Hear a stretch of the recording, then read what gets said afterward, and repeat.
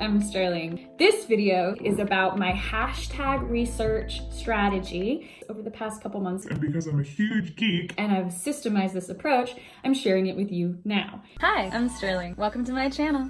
It's all about the exploratory, and I'm really big on sharing stories. Subscribe for good vibes. I'm relatively new to the land of social media, and I've figured out some really amazing strategy points for those of you that are wanting to build your micro-influencer reality. Obviously, I'm not a social media celebrity. You probably don't recognize my face, but I have personally had success, mega feedback, and really amazing audience engagement on my posts. So, things you need to understand. You should know what kind of content you're producing on a regular basis. If you don't understand that, what your goal is, who you are, what you're representing, what your niche is, then this might be a little advanced for you. You need to figure those things out first. But if you know what kind of content you're creating and you're ready to figure out how to help the people that are looking for your kind of content find it, this strategy is for you. So, let's get geeky.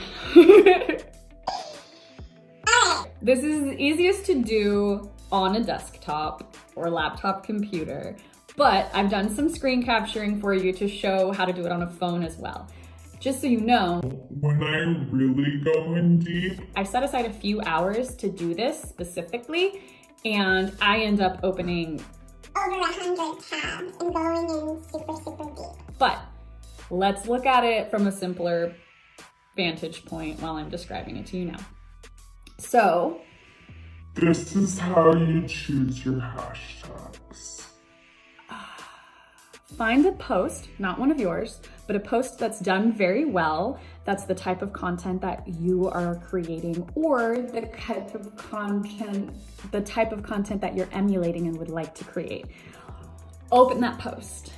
Find their hashtags. If their hashtag strategy is on point, you should see multiple hashtags under that post that are relevant to the type of content that you are or would like to be creating.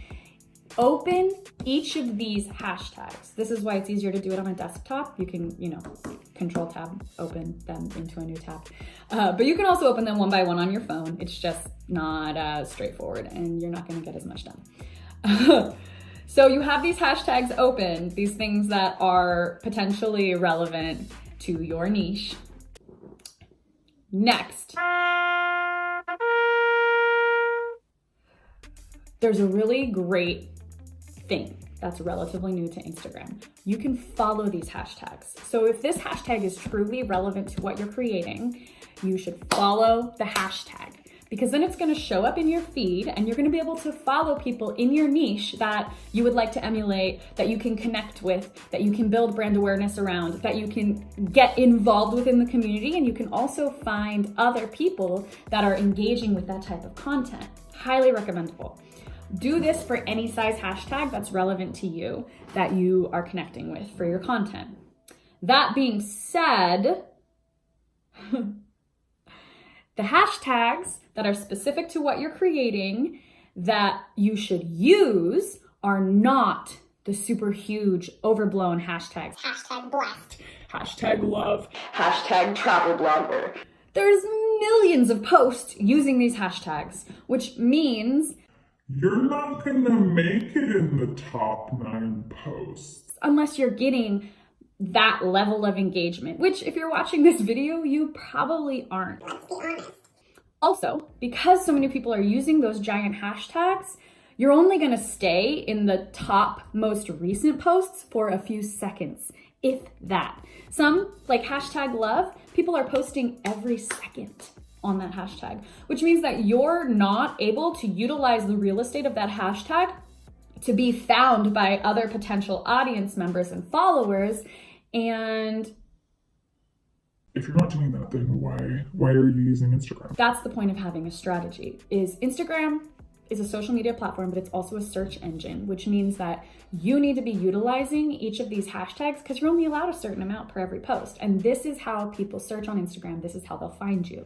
You need to be actively utilizing these. So in your posts, in these hashtags that you're actually going to be using, that we're researching right now, you should only be copying to utilize hashtags with between 2,000 and 200 to 300,000 posts, because those are the size in which your content can get noticed and engaged with. And I would say you should run the whole spectrum also. You should be using 5 or 6 hashtags that have 2,000 to 3,000 posts, and you should be using 5 or 6 hashtags that have between 200 and 300,000 posts. And you should be using both ends of that size spectrum in the same post. So, in case you didn't know, On every post you publish, you can use up to 30 hashtags. But I would highly recommend Not using 30 every time and not ever using the same hashtags for every post. which is why we're doing our research now. So when you find these hashtags that are the right size, that are relevant, that you do want to utilize in your posts, what I do is I copy these to my notes app on my phone, and I group them relative to size and context Topic.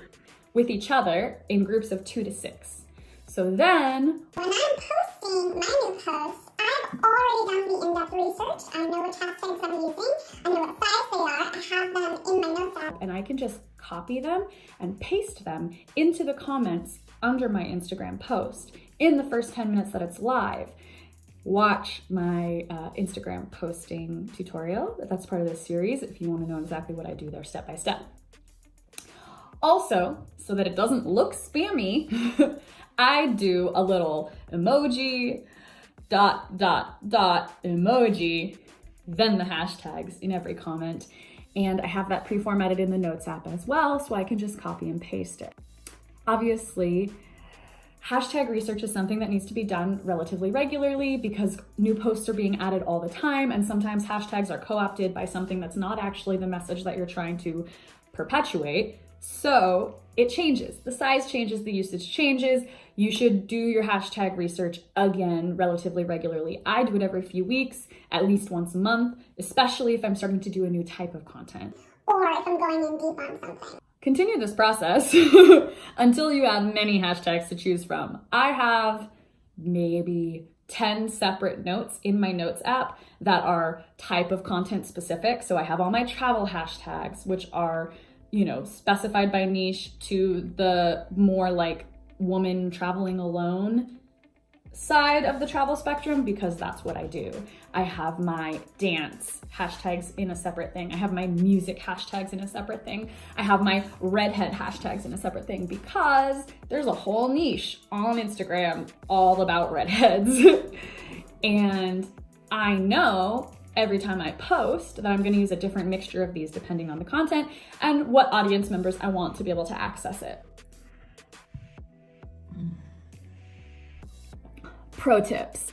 Use hashtags that mean what it is you're trying to communicate, but in different languages, multilingual hashtags. So I have 12 hashtags that I use sometimes that are different ways of saying redhead in other languages. Also, use localized hashtags. If you're doing a mermaid themed shoot on the beach in Malibu, check out the Malibu photo shoot hashtags. Check out the Malibu beach hashtags, because then local businesses can find you. Maybe there's a following for that area. You never know. Figure out if your content is specialized or fetishized in a certain way, like the redhead thing. There's a lot of people that are interested in my content specifically because I'm a redhead, and I didn't think that would be the way it is, but I'm able to capitalize on that. Never use exactly the same set of hashtags. That's gonna look spammy, and it might even be picked up by the Instagram algorithm as a level of automation that you don't want to be associated with. Use hashtags in your story. Use hashtags in your story. Use hashtags in your story. Do your deep dive hashtag research at least monthly because they change. Pre-create and batch schedule your content so you're not having to come up with that every time you post. Do it all at once, a week in advance, a month in advance. Then it's going to be a lot easier for you because it's systemized. I can make a video about how I do that. If you'd like, let me know down in the comments. Engage with other accounts that are using the same or similar hashtags as you. This is why it's important to follow those hashtags, and this is how you're going to build community and relevance in your niche. Most importantly, you need to understand that Instagram, just like YouTube, is a search engine. And if you want to build an audience on the platform, your content needs to be searchable. New members need to be able to find your stuff. This video is part of a series. I'll link the other ones down below. And also, I have a checklist for how I use my strategy to post to Instagram and how I'm growing as a micro influencer by systemizing it. And you can follow the link below to download that. Thanks. Thanks for making space in your brain for this video. Hit the thumbs up, share with someone you care for, subscribe for good vibes, ring my bell to be notified every time I upload a new video. Leave a comment down below. You can come find me on social media at Sterling Mariah or tap into the mainframe at www.sterlingmariah.com.